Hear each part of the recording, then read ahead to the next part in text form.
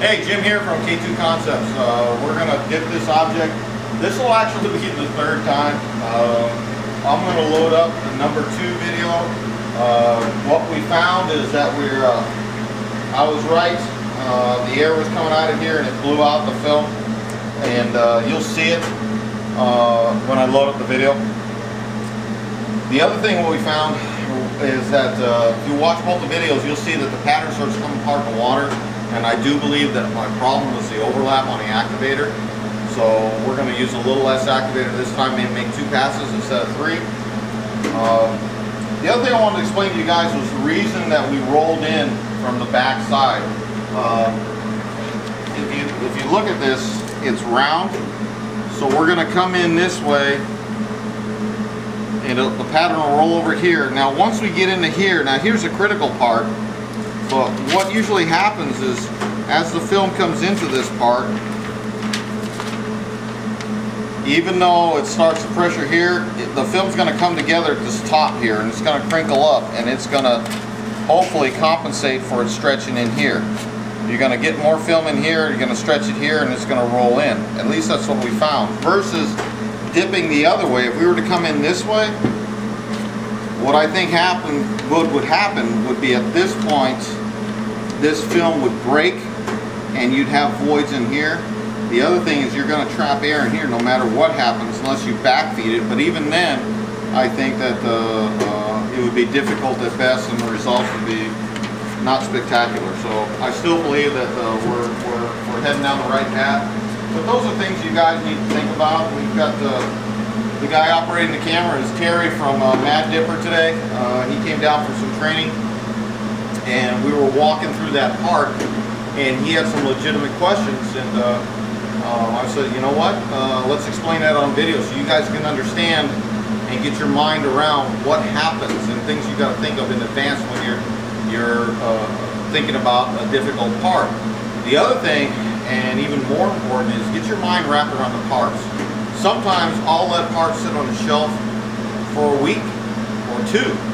Especially difficult parts. I know it's asking a lot, but I'll walk by it and I'll look at it and I'll think about how I'm going to dip it.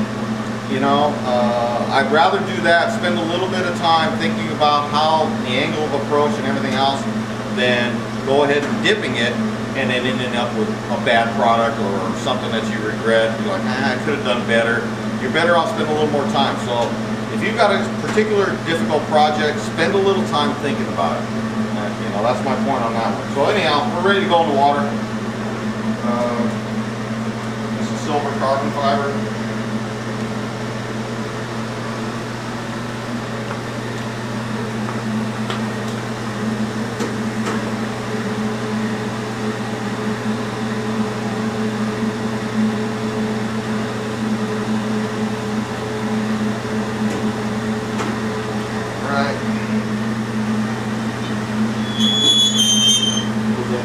Set our timer.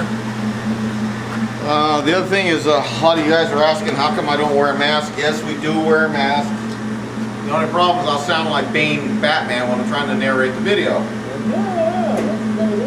It doesn't work. So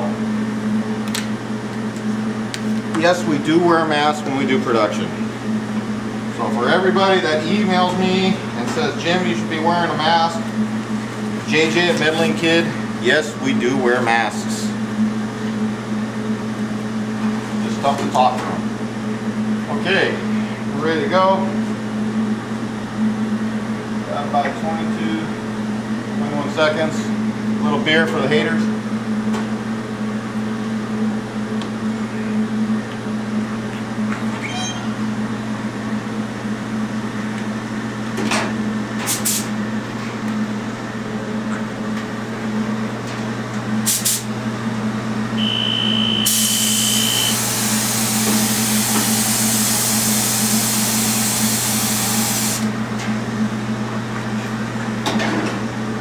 Okay.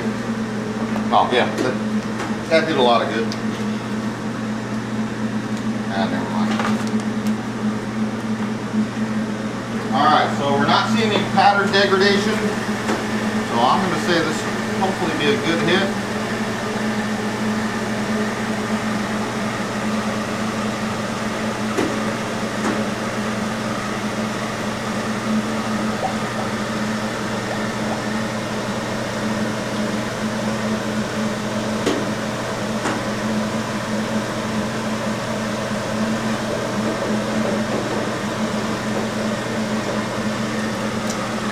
think that's about as good as you're gonna get.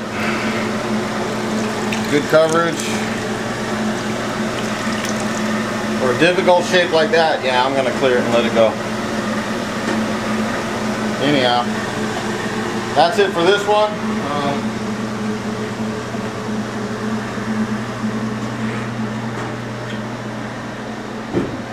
Yeah, I should have wore a mask.